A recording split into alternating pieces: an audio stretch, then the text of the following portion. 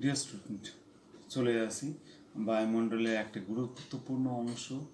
বায়ুমণ্ডলে যে চ্যাপ্টারটা আছে তার একটা গুরুত্বপূর্ণ অংশ, সেটা হচ্ছে কি আমাদের জলবায়ু অঞ্চল এবং জলবায়ুগত যে ক্লাসিফিকেশনগুলো আছে, যে ভাগগুলো আছে, বা বিভিন্ন অঞ্চলকে কীভাবে আমরা ভাগ করেছি তার সেটার উপরে।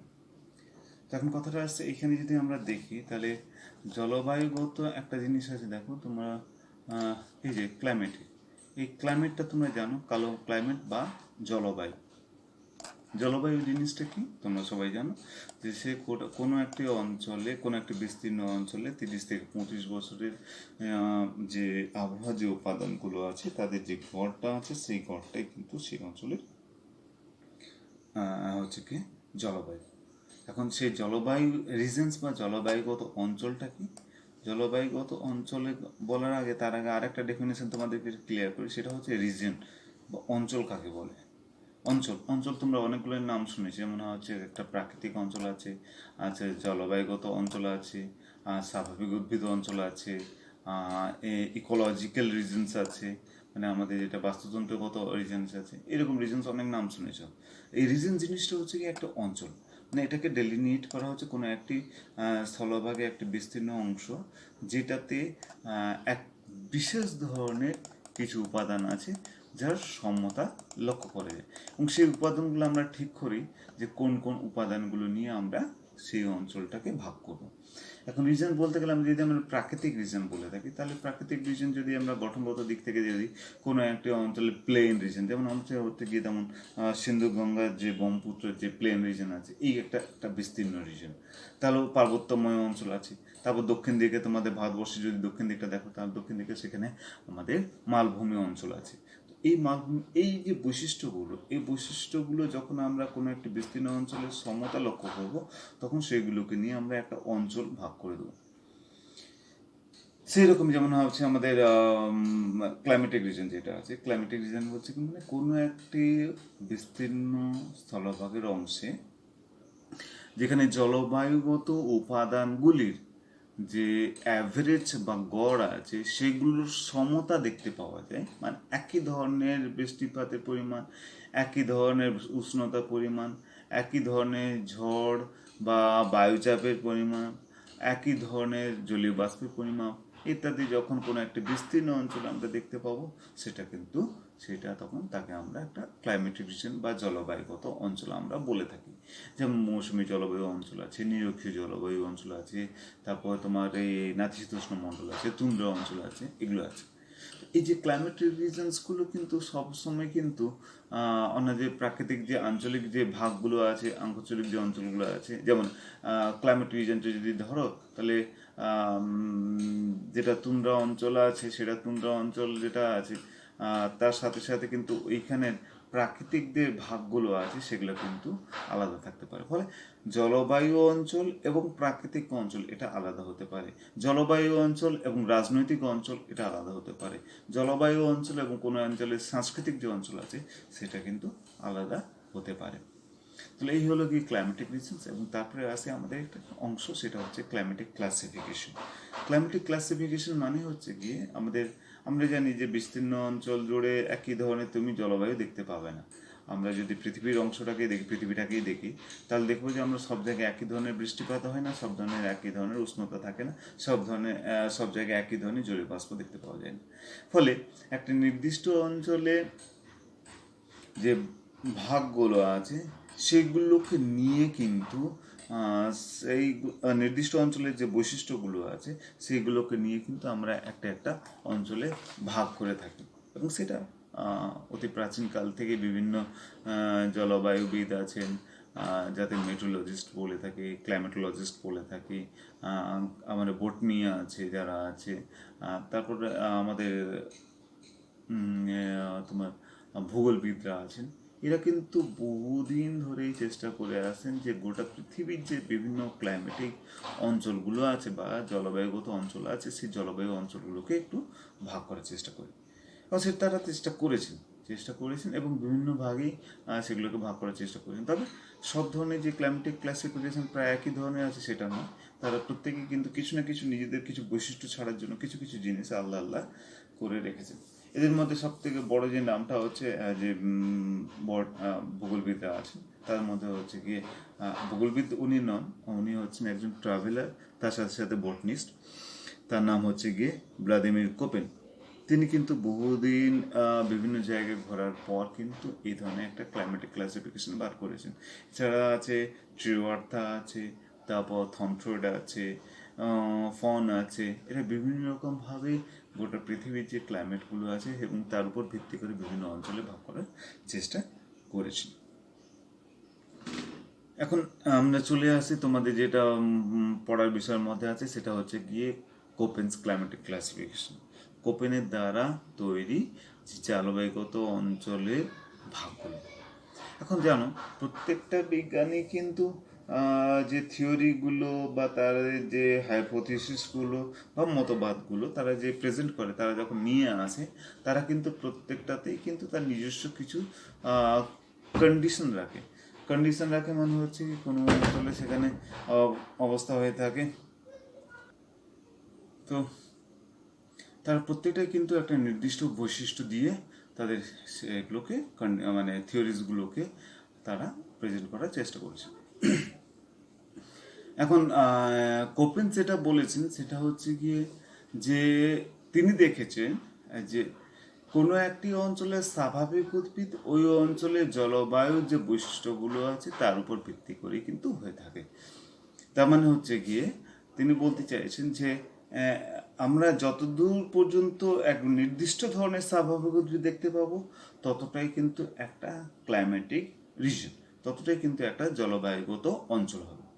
এখন তার কথা তো কিন্তু একটা মানে প্রাধান্য আছে এই জিনিসটা, কারণ আমরা সবাই জানি যে কোনো একটি অঞ্চলে যে স্বাভাবিক উদ্ভিদগুলো আছে সেই স্বাভাবিক উদ্ভিদগুলো কিন্তু অন্য একটি জলবায়ু অঞ্চলে সেগুলো হবে না। যেমন যদি তুন্দ্রা অঞ্চলে যদি স্বাভাবিক উদ্ভিদ আমরা এই নিরক্ষীয় অঞ্চলে লাগে তারা বাঁচবে না। তারপর বা আমাদের নিরক্ষীয় অঞ্চলে যে স্বাভাবিক উদ্ভিদ আছে সেগুলো তুন্দ্রা অঞ্চলে বাঁচবে না। তো প্রত্যেকটা স্বাভাবিক উদ্ভিদেরই সেই অঞ্চলে যে জলবায়ুগত বৈশিষ্ট্যগুলো আছে তার একটার সাথে বেশ ওতপ্রোতভাবে যুক্ত আছে। তো সেই জন্য তিনি এই জিনিসটাকে ধরে রেখেছেন যে ওই অঞ্চলের স্বাভাবিক উদ্ভিদগুলো কিন্তু একটি নির্দিষ্ট জলবায়ু অঞ্চলকে আলাদা করে রেখেছেন। এবং সেগুলোকে তিনি আরো বলেছেন যে ওই অঞ্চলে শুধুমাত্র জলবায়ুগত বৈশিষ্ট্যগুলো বলতে কি বোঝাচ্ছেন? বোঝাচ্ছেন যে টেম্পারেচার ওখানে এবং ওইখানে প্রিসিপিটেশন মানে ওইখানে উষ্ণতা এবং ওইখানে বৃষ্টিপাত। তবে তিনি বৃষ্টিপাতের মধ্যে তিনি একটা কথা বলেছেন, সেটা হচ্ছে কি কার্যকর বৃষ্টিপাত। এখন কার্যকর বৃষ্টিপাত জিনিসটা কি? কার্যকর বৃষ্টিপাতটা হচ্ছে গিয়ে আমাদের কোনো একটি অঞ্চলে যতটা পরিমাণ বৃষ্টিপাত হয় এবং যতটা ইভাপোরেশন হয়ে যায় সেই দুটোকে যদি আমরা মাইনাস করি এবং যে পরিমাণটা পাবো সেটাকে বলি আমরা কার্যকর বৃষ্টিপাত। এই কার্যকর বৃষ্টিপাতটাই কিন্তু ওই অঞ্চলের আমাদের কি বলবো ওই অঞ্চলের উদ্ভিদের জন্ম হওয়ার কিন্তু প্রধান কারণ হয়ে থাকে। তো তাহলে এই হয়ে যাওয়ার পর মানে এরপর কোপেনের যে ক্লাসিফিকেশন আছে সেগুলিতে যদি আমরা আসি, তো কোপেন প্রথমে যেটা করেছেন সেটা হচ্ছে গিয়ে তিনি প্রত্যেকটা বড় বড় যে অঞ্চলগুলো আছে, যেমন নিরক্ষীয় অঞ্চল আছে, মৌসুমী জলবায়ুগত অঞ্চল আছে, তুন্দ্রা অঞ্চল আছে, নাতিশীতোষ্ণ মণ্ডলগুলো আছে, মরু অঞ্চল আছে, যেগুলো বৃষ্টিপাতের পরিমাণের উপর ভিত্তি করে তৈরি হয়েছে, সেইগুলোকে তিনি প্রথমে আগে নিয়েছেন এবং সেইগুলোকে প্রথমে তিনি একটা কিছু ক্যাপিটাল লেটার্স দিয়ে দেখাবার চেষ্টা করেছেন। এই যেমন ধরো এইখানে এই যে এ সি ডি এবং লাস্টে আছে বি, এই যে B B A C D এবং ই আর বি, এই 4 ধরনের অঞ্চল তিনি ভাগ করার চেষ্টা করেছেন। এটা কি? এটা হচ্ছে কি আমাদের ক্রান্তীয় জলবায়ু অঞ্চলের যে জলবায়ু অঞ্চল আছে সেটাকে তিনি ভাগ করার চেষ্টা করেছেন, ক্রান্তীয় অঞ্চলে জলবায়ু অঞ্চল। এবং সেখানে এখানে মনে রাখবে যে এইখানে ক্রান্তীয় অঞ্চল বলতে শুধুমাত্র যে ক্রান্তীয় অঞ্চলের জলবায়ু মানে যেটা আমাদের ওই 10 ডিগ্রি থেকে 30 ডিগ্রি পর্যন্ত এই অঞ্চলটুকু বোঝাতে চাইছে না, এখানে কিন্তু তিনি নিরক্ষীয় অঞ্চলটাকেও কিন্তু ঢুকিয়েছেন। তারপরে যেটা বি আছে, বিটাকে যদি ধরি আমরা, তাহলে বিটা হচ্ছে ড্রাই ক্লাইমেট, মানে এইখানে মরু অঞ্চল, মানে এখানে বৃষ্টিপাতের পরিমাণ খুবই কম। তারপর সি যেটা আছে, সিটা হচ্ছে গিয়ে উষ্ণ নাতিশীতোষ্ণ বৃষ্টিবহুল জলবায়ু অঞ্চল। উষ্ণ নাতিশীতোষ্ণ বৃষ্টিবহুল জলবায়ু অঞ্চল মানে হচ্ছে যে অঞ্চলগুলো যেমন ভূমধ্যসাগরীয় জল অঞ্চল আছে, যেখানে বৃষ্টিপাতের পরিমাণটা ভালোই আছে, সেই অঞ্চলটাকে, যেটাকে আমরা উষ্ণ নাতিশীতোষ্ণ মণ্ডল বলে থাকি। মানে মোটামুটি 30 ডিগ্রি থেকে ওই মোটামুটি 40-50 ডিগ্রি পর্যন্ত এই যে অঞ্চলটা আছে, এটা হচ্ছে উষ্ণ নাতিশীতোষ্ণ মণ্ডলের মধ্যে পড়ছে। তারপরে যেটা আছে সেটা হচ্ছে ডি। সেই ডিটা হচ্ছে যেমন তুন্দ্রা যে অঞ্চলগুলো আছে, তুন্দ্রা অঞ্চল, তুন্দ্রা স্বাভাবিক উদ্ভিদ আছে, সেই অঞ্চল হচ্ছে যেটাকে আমরা শীতল তুষারময় অরণ্য অঞ্চল বলে থাকি, যেটাকে আমরা ডি কে বলে থাকি। আর ই যেটা আছে সেটা হচ্ছে গিয়ে মেরু জলবায়ু অঞ্চল। মরু জলবায়ু অঞ্চল নয়, এটা হচ্ছে মেরু জলবায়ু অঞ্চল, মানে হচ্ছে সুমেরু এবং কুমেরু অঞ্চলের যে জলবায়ুটা দেখতে পাই সেটা। এটা গেল তো ওই অঞ্চলের বৃষ্টিপাতের উপর ভিত্তি করে এই জলবায়ু অঞ্চলগুলো। এরপরে তিনি ভাগ করেছেন কিছু অঞ্চলগুলোকে, যেগুলোতে সিজনাল কিছু বৃষ্টিপাতের যে ভাগগুলো আছে সেগুলোর যে উপর ভিত্তি করে। সিজনাল বৃষ্টিপাত মানে হচ্ছে কি, কোনো অঞ্চলে গ্রীষ্মকালে বৃষ্টিপাত হয়, কোনো অঞ্চলে শীতকালে বৃষ্টিপাত হয়, কোনো অঞ্চলে গ্রীষ্মকালে শুষ্ক থাকে, কোনো অঞ্চল শীতকাল শুষ্ক থাকে। তো এর উপর ভিত্তি করে তিনি কিছু ভাগ এখানে করেছেন।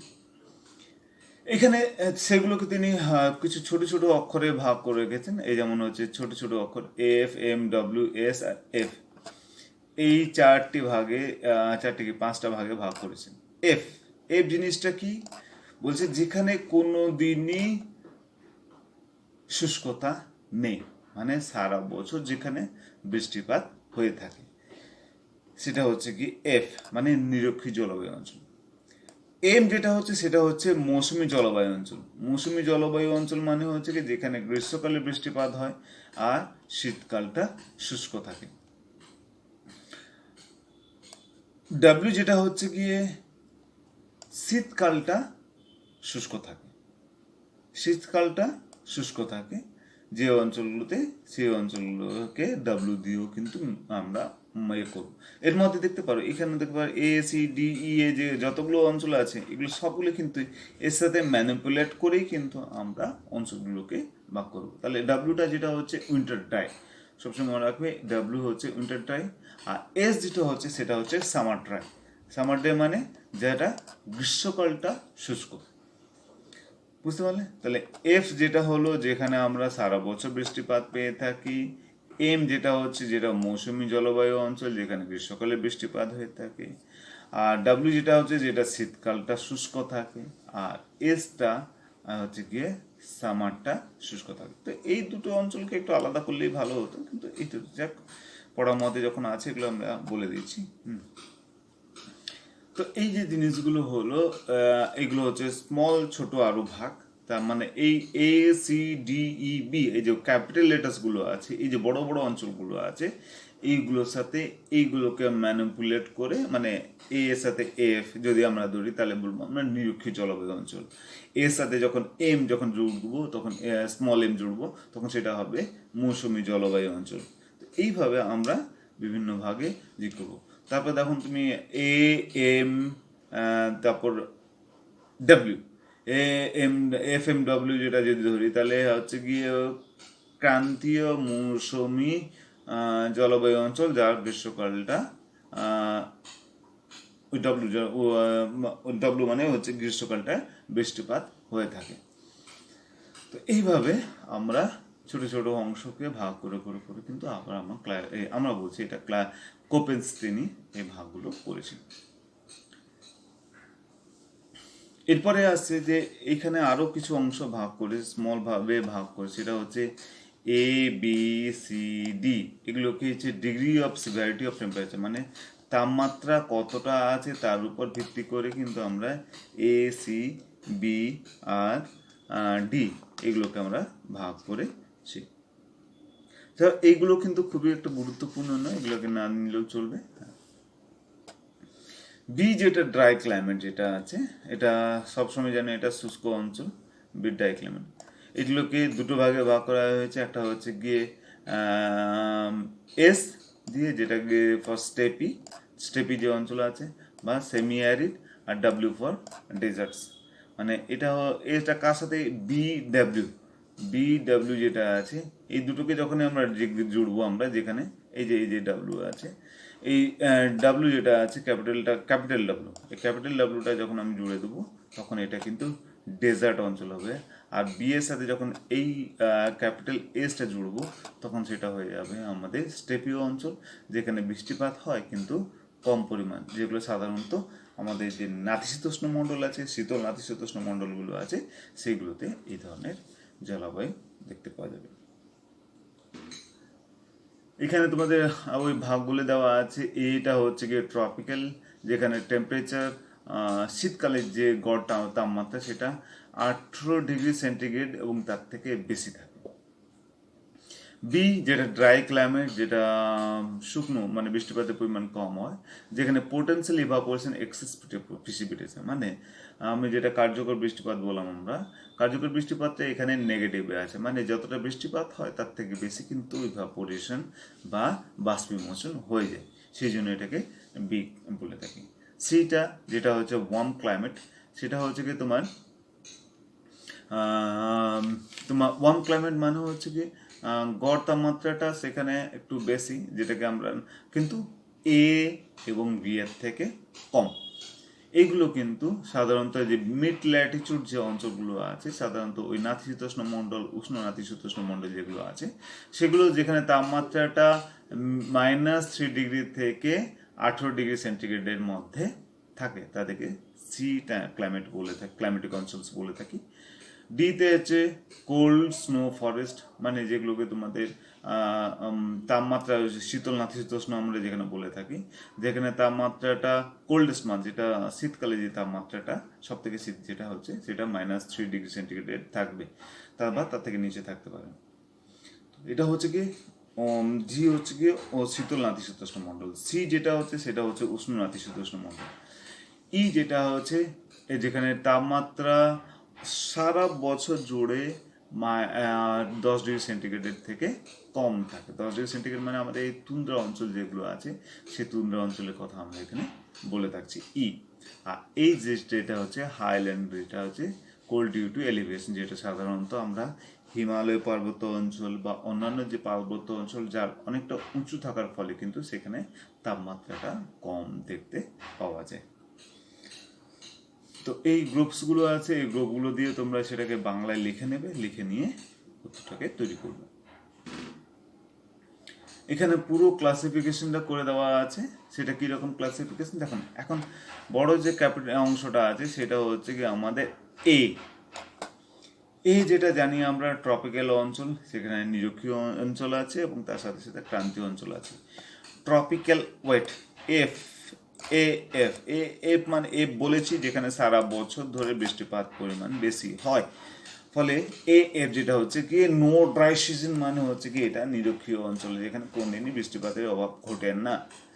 আচ্ছা, তারপর ট্রপিক্যাল মনসুন যেটা হচ্ছে এম মনসুন ক্লাইমেট, যেটা শীতকালটাতে বৃষ্টিপাত হয়ে থাকে আর শর্ট ড্রাই সিজন থাকে। Tropical wet and dry W যেটা আছে উইন্টার ড্রাই সিজন, যেটা সাধারণত মৌসুমী অঞ্চল এবং তার পার্শ্ববর্তী যে অঞ্চলটা আছে, যেখানে আমরা এই অঞ্চলটাকে ডেলিনেট করতে পারি।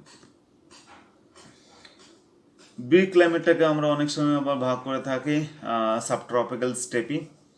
হ্যাঁ, এই দেখো এখানে দেখো স্মল যে এইচ আর এখানে স্মল কে দেখতে পাচ্ছ, এগুলো কিন্তু হচ্ছে গিয়ে হট, আর কে মানে কোল্ড, এগুলোকে বোঝায়।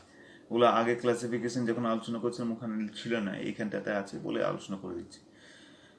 B dry climate, dry climate তোমরা জানো কোথায় কোথায় দেখতে পাওয়া যায় ড্রাই ক্লাইমেট, একটা হচ্ছে কি ওই নাতিশীতোষ্ণ মণ্ডলে দেখতে পাও, আর আমাদের মেরু অঞ্চল যেটা আছে সেখানে ড্রাই ক্লাইমেট দেখতে পাও, আর একটা হচ্ছে মরু অঞ্চল যেগুলো ডেজার্ট বলে থাকি, সেখানে আমরা দেখতে পাই। বিএসএইচ, এসটাকে আমরা আগে আলোচনা করেছিলাম, কি আলোচনা করেছিলাম এসটা, সেটা হচ্ছে গিয়ে এই যে স্টেপি ক্লাইমেট, যেটা এস পর এই যে এখানে এসটা আছে, এই যে সরি, এই অংশটা, এটা হচ্ছে স্টেপি ক্লাইমেট, ড্রাই ক্লাইমেটের সাথে যুক্ত এটা। আর ডাব্লুটা হচ্ছে কি ডেজার্ট। তো এটা হচ্ছে ড্রাই ক্লাইমেট, স্টেপি এবং হট, যেটাকে আমরা সাধারণত সাভানা অঞ্চল আমরা বলে থাকি, সেই অঞ্চলটাকে আমরা দেখতে পাই। Low latitude, semi arid and dry. Low latitude মানে হচ্ছে কি নিরক্ষীয় অঞ্চল এবং মৌসুমী অঞ্চলের জাস্ট উপর দিকে যে অংশটা, যেখানে মানে বৃষ্টিপাতের পরিমাণটা কম থাকে এবং সাধারণত শুষ্ক থাকে। তারপরে যেটা হচ্ছে ড্রাই ক্লাইমেট, তারপর এটা এই যে হট, এই হট জিনিসটা হচ্ছে কি, এটা হচ্ছে গিয়ে গরমের যেখানে পরিমাণ আছে। লো Latitude, arid dry. Low latitude মানে নিম্ন অক্ষাংশের যে শুকনো অঞ্চলগুলো আছে সেগুলো, প্রায় কাছাকাছি জিনিসটা ভাগটা, কিন্তু ভাগটা মনে রাখতে হবে। তারপর বিএসকে তোমার হচ্ছে গিয়ে ড্রাই, সেমি ড্রাই। এস হচ্ছে সেমি ড্রাই, আর কে হচ্ছে গিয়ে কোল্ড। তাহলে মিড ল্যাটিটিউড যে অঞ্চলগুলো আছে বা মধ্য অক্ষাংশের যে অংশটা আছে, যেখানে কোল্ড ঠান্ডাও আছে এবং সেখানে ড্রাই অংশও আছে, সেইগুলো হচ্ছে গিয়ে উষ্ণ অক্ষাংশ যেগুলো আছে, তোমার কি বলবো, নাতিশীতোষ্ণ মণ্ডল যেটা আছে সেগুলো। আর বিএসকে যেগুলো সাধারণত শীতল মরু অঞ্চলগুলো আছে সেগুলো। Mid Latitude, arid and dry. Arid মানেও শুকনো, অ্যারিড মানে অঞ্চলটা হচ্ছে শুকনো, আর ড্রাই মানে ওই অঞ্চলে বৃষ্টিপাতের পরিমাণ কম থাকার জন্য সেটা হচ্ছে ড্রাই। আচ্ছা, এরপরে আসছে সি, ওয়ার্ম টেম্পারেট ক্লাইমেট, যেটা ভূমধ্যসাগরীয় যে জলবায়ু অঞ্চল আমরা দেখতে পাই, সেটা হচ্ছে humid subtropical, Mediterranean, marine west coast, মানে যেগুলো সমুদ্রের যে পশ্চিম দিকের যে অংশগুলো আছে সেইগুলো, যেগুলো সাধারণত একটু ড্রাই থাকে। তাহলে সি এফ এ, সিটা তোমরা জানো, এফ মানে কোনো ড্রাই সিজন থাকে না, যেখানে সবসময় কিন্তু একটু বৃষ্টিপাত হয়ে থাকে, বৃষ্টিপাতের পরিমাণ কম কিন্তু, আর ঠান্ডাও থাকে। সিএস সেটা হচ্ছে গিয়ে এস, তোমরা পড়েছো যেটা, সেটা স্মল এস যেটা আছে সেটা দেখো, এই যে স্মল এস যেটা আমরা বলেছিলাম সেটা হচ্ছে সামার ড্রাই সিজন। সামারটা, শীতকালটা শুষ্ক থাকে, এটাকে সামার ড্রাই সিজন। আর ডব্লিউ যেটা আছে সেটা হচ্ছে উইন্টার ড্রাই সিজন। তো সি এস যেটা আছে, সি তো তোমরা জানো ওই যে মধ্য অক্ষাংশে যে অংশটা আছে, এবং সেইটা হচ্ছে যেখানে সামারটা ড্রাই, শুকনো, dry hot summer. C F B, C জানোই তোমরা, এফ আছে এবং বি যেটা আছে সেটা হচ্ছে কি নো ড্রাই সিজন, কখনোই ড্রাই সিজন থাকে না, ওয়ার্ম থাকে আর কুল সামার থাকে। তো এরপরে যেটা আছে সেটা হচ্ছে ডি বা কোল্ড স্নো, যে ফরেস্ট অঞ্চলটা আছে, তুন্দ্রা যে জলবায়ু অঞ্চল আছে সেগুলো। হিউমিড কন্টিনেন্টাল আছে, মানে ওই তুন্দ্রার যে দক্ষিণের অংশগুলো, বা উত্তর, মানে উত্তর গোলার্ধে সেটা দক্ষিণ অংশ, আর দক্ষিণ গোলার্ধে সেটা উত্তর অংশ, যে অংশটা আছে সেটা হচ্ছে একটা হচ্ছে হিউমিড কন্টিনেন্টাল আর সাবার্টিক, মানে তোমার হচ্ছে কি সুমেরু বৃত্তি এবং কুমেরু বৃত্তির যে অঞ্চলটা আছে সেটা। ডি মানে ড্রাই সিজন এখানে নাই, মানে বৃষ্টিপাত হয় কিন্তু ঠান্ডার পরিমাণটা অত্যধিক বেশি। সাবার্টিক যেটা হচ্ছে ডিডব্লিউ, যেখানে উইন্টারটা ড্রাই থাকে এবং ভেরি সিভিয়ার, মানে শুকনোটা, এখানে ঠান্ডাটার পরিমাণটা কিন্তু খুব বেশি থাকে। ই যেটা হচ্ছে কোল্ড ক্লাইমেট, সেটা হচ্ছে তুন্দ্রা অঞ্চল যেটা আছে। ইটি যেটা সাধারণত আমাদের ওই 60 ডিগ্রি থেকে মোটামুটি 70 ডিগ্রি পর্যন্ত যে অংশটা আছে সেটি তুন্দ্রা অঞ্চল, এবং যেখানে সরল বর্গীয় উদ্ভিদ দেখতে পাই। ইটি হচ্ছে নো ট্রু সামার, এখানে সামার কিন্তু সেখানে দেখতে পাওয়া যায় না। আর যেটা হচ্ছে ইএফ, ইএফ ইটা হচ্ছে গিয়ে তোমার কোল্ড ক্লাইমেট, এবং এফ হচ্ছে গিয়ে ফ্রস্ট, মানে পোলার আইস ক্যাপস, মানে এখানে সারা বছর কিন্তু বরফ জমে থাকে। এফ, এখানে ক্যাপিটাল এফ মানে হচ্ছে গিয়ে ফ্রস্ট, ফ্রস্ট মানে বরফ। আর এইচ হচ্ছে গিয়ে হাইল্যান্ড, হাইল্যান্ড অঞ্চল, এইটা হচ্ছে কি হাইল্যান্ড উইথ স্নো কভার, মানে আমাদের যে পার্বত্য অঞ্চল আছে এবং তাদের যে উচ্চতার ফলে যে ঠান্ডাটা পরিমাণ ওখানে পৌঁছে যায়, সেখানে বরফ কিন্তু জমে থাকে, সেটা হচ্ছে এইচ হাইল্যান্ড। তো মোটামুটি ওটা দেখানো গেলে, এরপরে আমি এখানে একটা তোমাদের পৃথিবীর ছবি দিয়ে দিয়েছি এবং সেখানে আমরা কত ধরনের যে জলবায়ু অঞ্চলগুলো আছে সেই অঞ্চলগুলো বিভিন্ন কালার অনুযায়ী সেগুলোকে দেখাবার চেষ্টা করেছি। এরপরে তোমাদের যে পড়া আছে, বইতে যে সিলেবাসটা আছে তাতে কয়েকটা জিনিস, মানে তোমাদের নিরক্ষীয় জলবায়ু অঞ্চল, মৌসুমী জলবায়ু অঞ্চল এবং ভূমধ্যসাগরীয় জলবায়ু অঞ্চল, কিন্তু এই তিনটে জলবায়ু নিয়ে আলোচনা করতে বলা হয়েছে। তো আমরা চলে আসি প্রথমে যেটা গ্রুপ এ তে, যেটা ট্রপিক্যাল হিউমিড ক্লাইমেট, যেখানে আমরা নিরক্ষীয় জলবায়ু অঞ্চল আমরা আমরা সেটাকে বলে থাকি। এখানে শুধুমাত্র নিরক্ষীয় জলবায়ু অঞ্চল না, যেমন এইখানে দেখো তোমরা এই যে AF, এটা হচ্ছে ট্রপিক্যাল ওয়েট ক্লাইমেট, এটা নিরক্ষীয় জলবায়ু অঞ্চল। AM যেটা আছে সেটা হচ্ছে ট্রপিক্যাল মনসুন ক্লাইমেট। আচ্ছা, AW যেটা হচ্ছে winter dry, tropical wet and dry climate. ঠিক আছে, উইন্টার ড্রাই থাকে। তো এগুলো সবই কিন্তু এই একদম এইটা সাভানা তৃণভূমি পর্যন্ত যে অংশটা আছে সেটা। তাহলে AM নিরক্ষীয় জলবায়ু অঞ্চল, মৌসুমী জলবায়ু অঞ্চল এবং সাভানা জলবায়ু অঞ্চল, এটা কিন্তু tropical group A, tropical humid ক্লাইমেটের মধ্যে পড়ে। তো তার মধ্যে প্রথম যে জিনিসটা নিচ্ছি সেটা হচ্ছে ট্রপিক্যাল ওয়েট ক্লাইমেট বা নিরক্ষীয় জলবায়ু অঞ্চল। এইটাতে সবসময় জানবে যে এখানে সারা বছর গরম থাকে, সবসময় বৃষ্টিপাতের পরিমাণ বেশি থাকার ফলে সেটা স্যাঁতসেঁতে থাকে, আর ঘন সরলবর্গীয় চিরহরিৎ কঠিন কাণ্ডের উদ্ভিদ এখানে স্বাভাবিক উদ্ভিদ দেখতে পাওয়া যায়। এটাকে আমরা আবার ইকুয়েটোরিয়াল রেন ফরেস্ট বলে থাকি, কারণ এই অঞ্চলে এত পরিমাণে বৃষ্টিপাত হয় যে এই বৃষ্টিপাতগুলোর জন্য উদ্ভিদগুলো গভীর পর্যন্ত তাদের শিকড়কে প্রবেশ করিয়ে থাকে এবং এদের কাণ্ডটা কিন্তু অত্যধিক উঁচু পর্যন্ত হয়, যাতে করে তারা সূর্যের আলো পায়। তো এটা একটা বিশেষ ধরনের স্বাভাবিক উদ্ভিদ যাকে আমরা রেন ফরেস্ট বলে থাকি। এটা যেহেতু বৃষ্টিপাত সারা বছর হয়ে থাকে, এখানে পাতা ঝরাবার কোনো প্রয়োজনীয়তা থাকে না, মানে শুষ্কতা নেই বলে পাতা ঝরানোর কোনো প্রয়োজন থাকে না, ফলে এটা হচ্ছে এভারগ্রিন ফরেস্ট, মানে চিরহরিৎ। আর ট্রপিক্যাল ময়েস্ট ব্রডলিফ ফরেস্ট, এটাকেও আর একটা ভাবে বলা যেতে পারে ট্রপিক্যাল ময়েস্ট ব্রডলিফ, মানে এই বড় বড় পাতা তাদের থাকে, মানে ছোট ছোট পাতা নেই, কারণ যেহেতু বৃষ্টিপাতের পরিমাণ বেশি হয় সেই জন্য, আর উষ্ণতার পরিমাণটাও বেশি, ফলে এখানে ইভাপো ট্রান্সপিরেশন যেটা উদ্ভিদের মধ্যে হয়ে থাকে সেটাও কিন্তু বেশি হয়ে থাকে, মানে তাদেরকে বেশি করতে হয়, এবং যার জন্য এখানে পাতাগুলো কিন্তু বড় বড় হয়ে থাকে। তো এইগুলো কয়েকটা ভাগে বলা যেতে পারে, ইকুয়েটোরিয়াল রেন ফরেস্ট, এগুলোকে এভারগ্রিন ফরেস্ট বা ট্রপিক্যাল ময়েস্ট ব্রডলি, মানে বৃহৎ পাতা যে অঞ্চল, জলবায়ু অঞ্চল, সেটাও কিন্তু আমরা এটা বলতে পারি।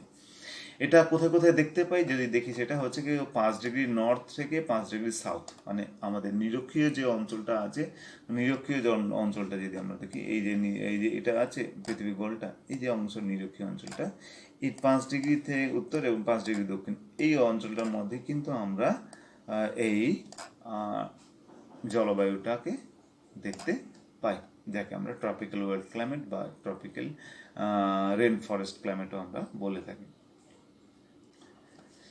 এইটা লোল্যান্ড থাকে, এটা আমাজন যে পুরো অঞ্চলটা আছে সেই আমাজনটার মধ্যে পড়ছে, কঙ্গোর অংশ পড়ছে, মালয়েশিয়ার অংশ পড়ছে এবং ইস্ট ইন্ডিয়ার যে অংশগুলো কিছুটা এখানে পড়ছে। এগুলো সবই কিন্তু ইকুয়েটোরিয়াল ক্লাইমেট বা নিরক্ষীয় জলবায়ু অঞ্চলের মধ্যে পড়ছে এবং dominated by maritime tropical air mass. Maritime tropical air mass মানে ট্রপিক্যাল অঞ্চলের যে বায়ুটা আছে সেই বায়ুটাতে মানে সমুদ্রের প্রভাব কিন্তু এইখানে বেশি থাকে, এই জন্য একে মেরিটাইম ট্রপিক্যাল এয়ার মাস বলা থাকে। এটা অতটা তোমাদের জানার দরকার নেই, এটা জাস্ট জেনে রাখা। টেম্পারেচারটা সারা বছর এখানে ইউনিফর্ম থাকে, মানে এর সব থেকে বেশি সব থেকে কম তাপমাত্রা যে পার্থক্যটা সেটা কিন্তু খুবই কম থাকে, না নাই বললেই চলে। সবসময় এখানে উষ্ণতাটার পরিমাণটা বেশি থাকে, আর এবং যে কারণে এখানে স্যাঁতস্যাঁতে এবং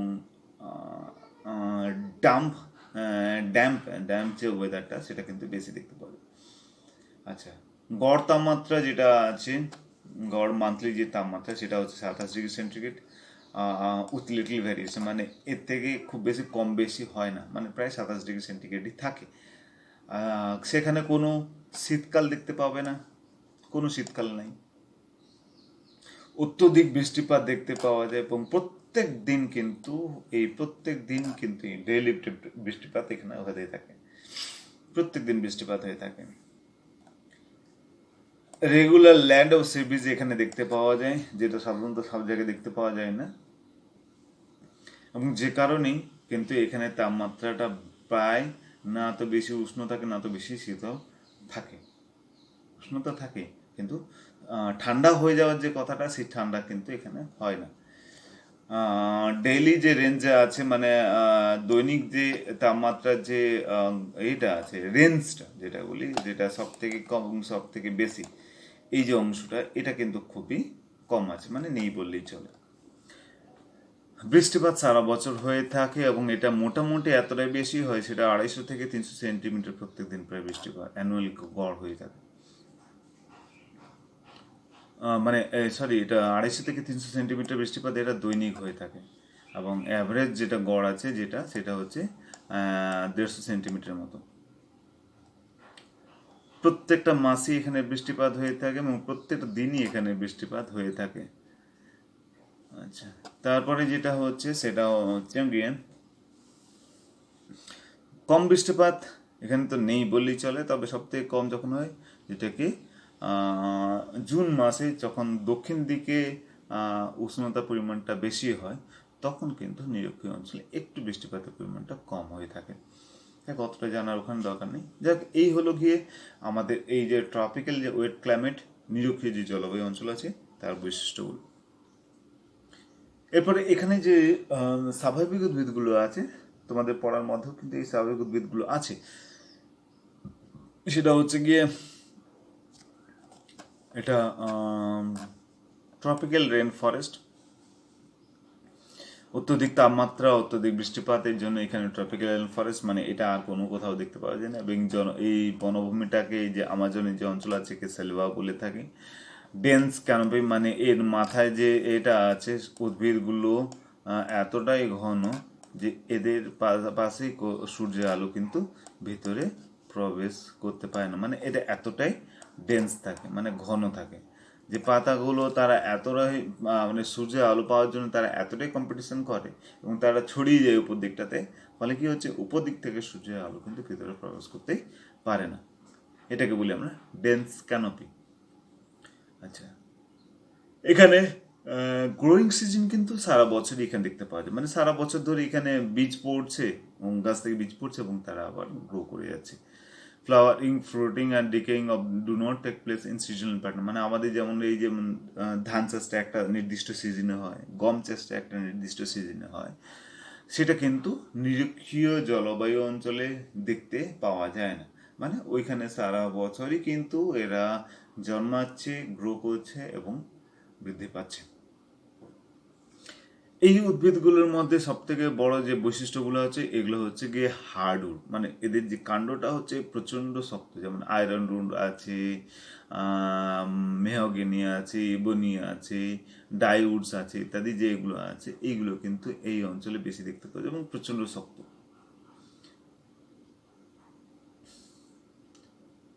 যাক, এখন এইগুলোকে যদি বলা দেখতে পাওয়া যায়, যদি এই অঞ্চলগুলো যেগুলো আছে, এগুলো বর্তমানে তো কোনো একটি দেশের মধ্যে পড়ছে, যেমন ব্রাজিলের মধ্যে এই আমাদের সেলভা অঞ্চলটি পড়ছে।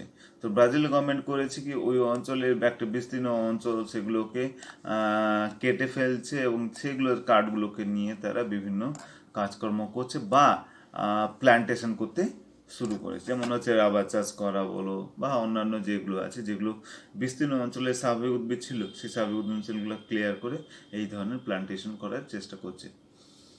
এবং শিফটিং কাল্টিভেশন এই অঞ্চলগুলোতে দেখতে পাওয়া যায়। শিফটিং কাল্টিভেশন মানে হচ্ছে ওইখানে যে আদিবাসী যারা আছে তারা কিন্তু একটা অঞ্চলকে ক্লিয়ার করে, সেখানে চাষবাস করে, তারপর যখন উর্বরতা নষ্ট হয়ে যায় সেখান থেকে তারা সরে গিয়ে অন্য জায়গায় স্থানান্তরিত হয়ে যায় এবং সেই জায়গাটাকে তারা ফেলে দেয়।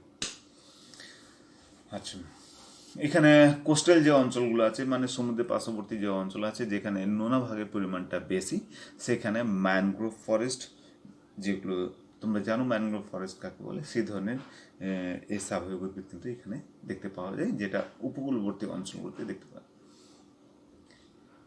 আচ্ছা, এরপরে ট্রপিক্যাল মনসুন ক্লাইমেট যেটা আছে সেটা দেখো, এই যে ক্রান্তীয় অঞ্চলটা আছে, এই যে ক্রান্তীয় অঞ্চলটা আছে, এই যে পার্শ্ববর্তী যে অংশটা আছে, এইখানে কর্কট ক্রান্তি এবং মকর ক্রান্তি, এই অঞ্চলের মধ্যে কিন্তু এই মৌসুমী জলবায়ুটা আমরা দেখতে পাই।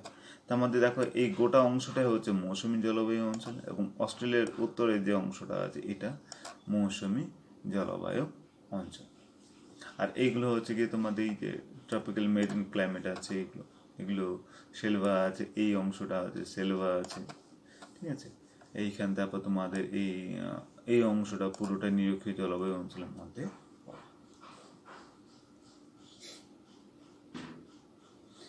ট্রপিক্যাল মনসুন ক্লাইমেটটা কি?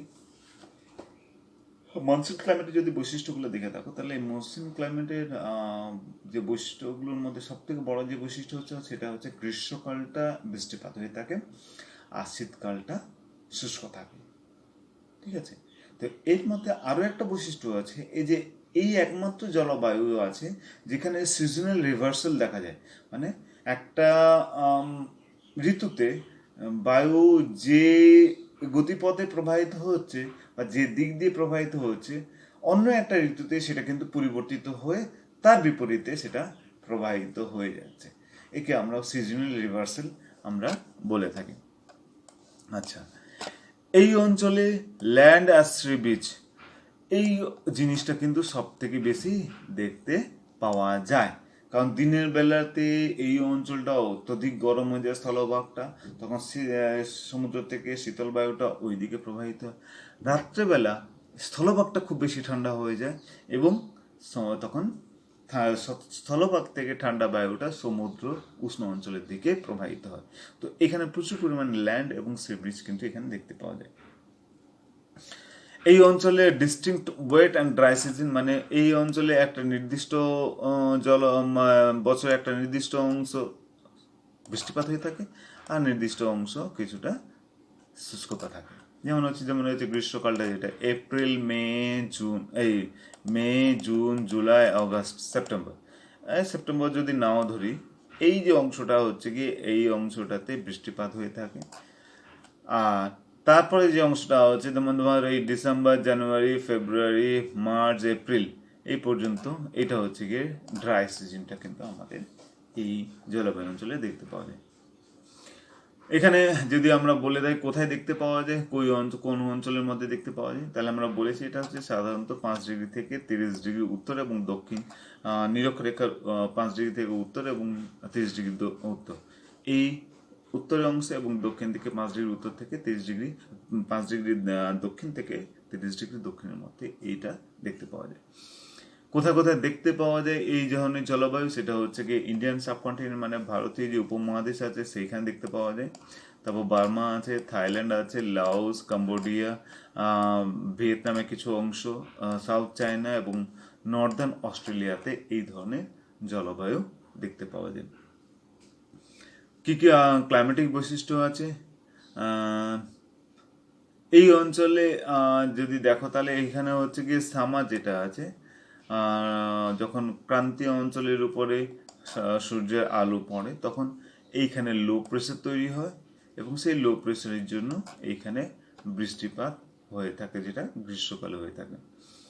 আর শীতকালটা তোমরা জানো এটা ঠান্ডা থাকে এবং ওই সময়টাতে বায়ুর যে প্রবাহটা সেটা কিন্তু জাস্ট বিপরীত হয়ে যায়, যেটা আমাদের গ্রীষ্মকালে হয়ে থাকে সেটা শীতকালে কিন্তু বিপরীতমুখী হয়ে যায়। মান্থলি যে গড় তাপমাত্রাটা হচ্ছে সেটা হচ্ছে কি মোটামুটি 18 degree centigrade, above 18 degree centigrade, মানে 18 ডিগ্রি সেন্টিগ্রেডের বেশি থাকে। তাপমাত্রাটা গ্রীষ্মকালে 30 ডিগ্রি থেকে 45 ডিগ্রি পর্যন্ত দেখতে পাওয়া যায়। আর গড় যে উষ্ণতা আছে মানে যেটা আমরা উষ্ণকালে বলে থাকি, মানে সামারে বলে থাকি, সেটা হচ্ছে প্রায় 30 ডিগ্রি এবং তার বেশি থাকে গ্রীষ্ম ঋতুতে। শীতকালে যে তাপমাত্রাটা আছে সেটা 15 ডিগ্রি থেকে 30 ডিগ্রি সেন্টিগ্রেডের মধ্যে রেঞ্জ করে, এবং যে গড় তাপমাত্রা সেটা 20 থেকে 25 ডিগ্রি সেন্টিগ্রেডের মধ্যে থাকে। বৃষ্টিপাত যদি বলি সেটা মোটামুটি 200 থেকে 250 সেন্টিমিটার এইখানে ওই গ্রীষ্মকালে বৃষ্টিপাত হয়ে থাকে। এটা কখনো কখনো 350 পর্যন্ত